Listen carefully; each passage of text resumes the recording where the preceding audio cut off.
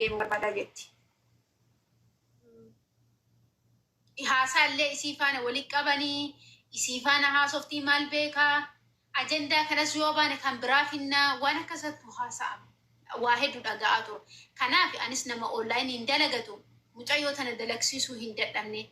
Sii galtee Roozii nama riskii barbaade riskii ittiin soqachuu hin dadhabne nama dalagaaf ta'u osoo taate an ofii kiyya dalagsiisuu nama danda'u. والله ركو دبر ركني برد والله لازم باقي والفاتا بيكتا تانسي كبدو نما كم تسي فراتشو دندا سيدن شوغا كلاسي تكا كريساني في نياتا دوغاتي سي على فراتي باكا نمني هنجيك امنتي جيباس وفي بناتي جيمي وفي تباتشولا أما كان مكان شاكا ستي واميك أنجلاني واميك أفعلاني كان أمبودا غنا يونامني جيب ستي كنا جتي يادا موشي ajaa'ibatti oromoon nama arrabsanii nama gadde amma fakkeenyaaf ajanda jiraa fi bari namni 1,200 lalaala malee odoo ajandaan jiraachuu baate bakka yoo dalagu yoo atta guddate namni 1,000 lalaala malee 800 dhimma isaanii dirqama waan ta'eef na jala 800 700 lalaala malee 1,000 bari yoo ajandaan jiru yoo kennaa yoo waa wayii qoosee yoo waa wayii qoosee wallahi namni 800 Kana haasa'e mucayyoon tun waan feetes taatu hawwii irraa nurraa yoo buusteetiin jette jaarsa kee faana haasofte Oromoon jaarsa kee faana sittaa kennitu. Yoo ati amalli sukkaara kee osii ka'e ka isaa dadhiin dhiiraa gabboo abeettan kun ibidda mataan nu boba'u.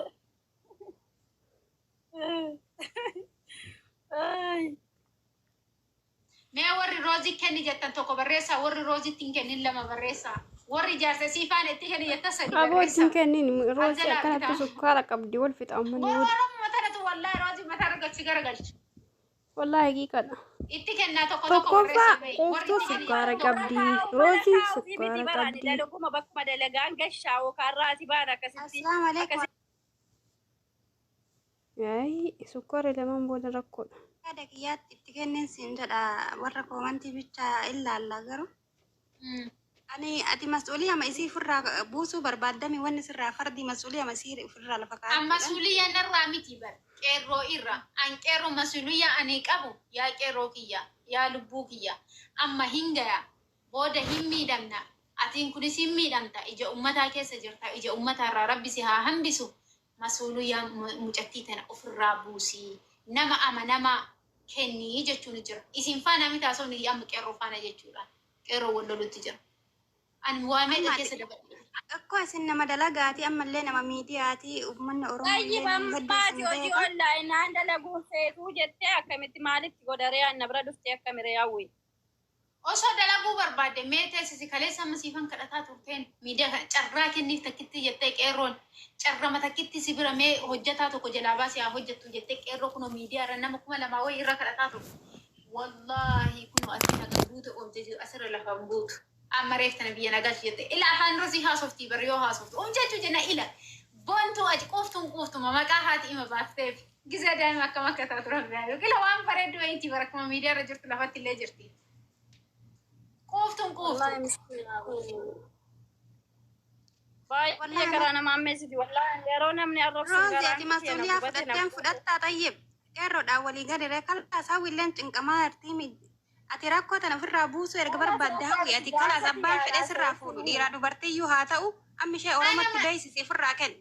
Amma ishee Oromoo beeksisi. Anjaarti namaati maamaatii nama dalagaa ta'ee nama miidiyaa ta'eef miidiyaa irra bahee dhimma isii haasa'utti jira malee an nama jaarsa qabaa qeerroo irraa fuudhaa yoo dandeettan qeerroo gorsa Oromoo viidiyoo bayaati qeerroo daawun mucattiin tun nama kalee rakkoo keessa ture nama cinqatii keessa ture nama dhibamaa tureeru.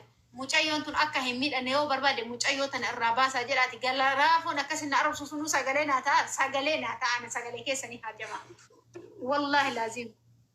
Wallahi rabbi sini alaafisuuni rakkoodha. Jechuun mucattiin tun hamma takka bahee ta'a hawwi amma wanni takka mucattiin tun ta'isiin geenne iyyuu mana madamii keessanii dalagattii mucattiin tun dhugaan gamma baxiraanummaarra jirti malee rakkatteen argina. Osoo rakkatte maal ijoolleen hedduu daa'imman tana isiin geenne mana kushiinaa namaa keessa. Gaduf qabdee osoo nyaateen bulleeyyuu rakkoo hedduu keessa dabarsitee kushiinaa namaa keessa osoo hacuucamtee arabaan jirtuyyuu obsitee dalagataa jirtiin la amma daa'ima waan akkasiisan dallaanii haasawaa akkasiisan irratti haasawuun gaarii miti. Daa'imni waggaa sadii xuuxxoo dhudhu malee namni waggaa 15 olii daa'imummaan qabu hiree ofii carraa ofii murteeffatuu danda'a jechuudha. Siila kana ta'eef jecha nama of danda'ee yaaduu danda'u. Intala waggaa 15 olii takka namni gaafa biyya namaatirraa dhufe osoo qara daa'imummaa qabaateyyuu dirqama yaada horachuudha qaba. Sababa kana ta'eef jecha kan laazim yaani maqaa daa'imummaa irraas lafa kaayyatanii mee warra dhiiraati gara dubartii haasofteen quftu Rooziyaa wanta siidhaam dalagaa onlaayinii hojjechiisa yoo jette dalagaa onlaayinii nafana hojjettu yoo hojjette taate obsa rabbi si haa kennu hin danda'amu sun si nama ishi jettee hojjettuu miti dubbadhu Usmaan ilu dhuftee aljalanna laalaataa sagalee nyaata situtti fide harkaa fuudhu. Salaam alaikum akkam nagaa jirta hawwi nagaami. Nagaa alhamdulillah kan fayyaadha. Fayyaa wallah alhamdulillah. Dhugaa rabbii dubbachuuf silaa isii jala galtee qaruutee taatee isii jala galtee waan isiin dalaydu kana hunda osoo ka dalaydu taate hawwiin naman qoytu dhugaa dubbanna.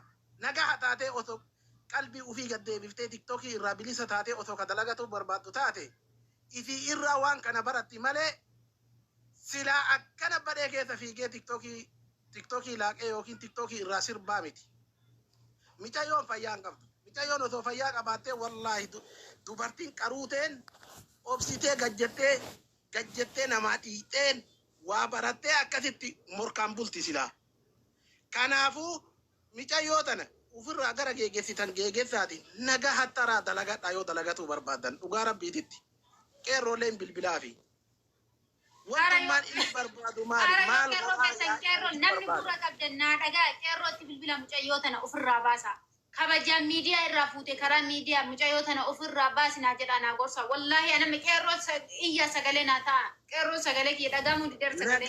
Nagaa keessaniin dalagadhaa gabaa teessan ofirratti hin balleessinaa ammaaf wantuma hunda yoo jedhanillee abbaa feetan jalaan dhagayina. Mucayyoo tana haga namatti sarakkabdanitti wallaahi abbaa feetan jalaan dhagayina. Dhugaa rabbiititti baay'ee nama jibbisiisa wanti akkanaa.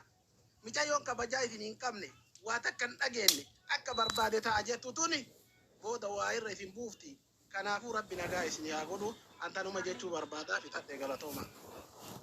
Garaata irraa dhugaa jette namni itti beektan namni qeerroo beektan itti bilbila hundi keessanuu sagalee naa ta'a. Gorsa bareedan gorsaartan. Garaa laafaa beektanii rakkoon jaarsa kiyyaa inshallah yoo si arginu akkuma si miidiyaa irra argitanii akka dubartiitti garaa laafa mushkila kabiir. yaa rabbi kiyya yaa rabbii jinamaa foon hin dhaabin yaa rabbi wallahi nan rakkisin. مشكلة إمامي أرسي إمامي مثلا أودو برباد نمي برباد شيء كندا يسيتي يسي بربادة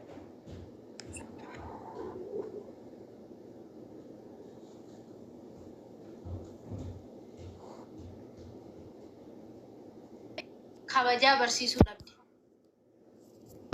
مالك كيتي تقولي يرو كيتي تقولي بيا سنكيسة تيتي يا ربي في حال سبب ما ما دوغي نمني ودول قبرت لتو قبري قفقي سمي الأورمون دربي أما لو خليه مال ولينا زوينكو وانا دتايدكو انقبدو يا إلوكيا مال تير adda waan ta'in beeku oromoo yoo nu lafaa kaanu arrabaan muxuxxi nu godhe quuftuun tiyya ta'asii yoo sa isin bira ishi jettee nu biraa gabbuuteetiin jette inshaallah hin boontu miti quuftuun booniinsa ajaa'ibaa boonti quuftuu kun akkana sitti naasoftu akkana ofirra gassilaatti akka saree wayititti booniinsi ammoo ka biraatti bakka ofin ajjeesanaan jette nama wayii faana haasofti bakka deemu soqaadhaanaan jette xayyib jedhe eege wanti isin haasoftu waan biraatti na arrabsanii hundu akkas ta'a bilbila irraa fuudhee meetaas gabbaisi bilbila irraa irratti si fudhachiisuu barbaachisaa jedheen aartee balaa buuftee amma immoo nagaa ofiitiin teessee ijoollee na bira waa hojjetan waliin waa hojjechuutu jirti bilbila irraa fuudhee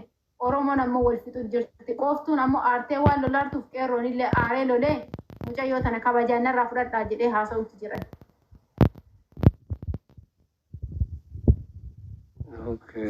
Siifan hin jalaallee dubbachuu diddee yoo waan itti dubbadhu galatoomii naan jetti galatoom jettee na dhiifti jetti dantaa hin qabdu jetti siifanillee.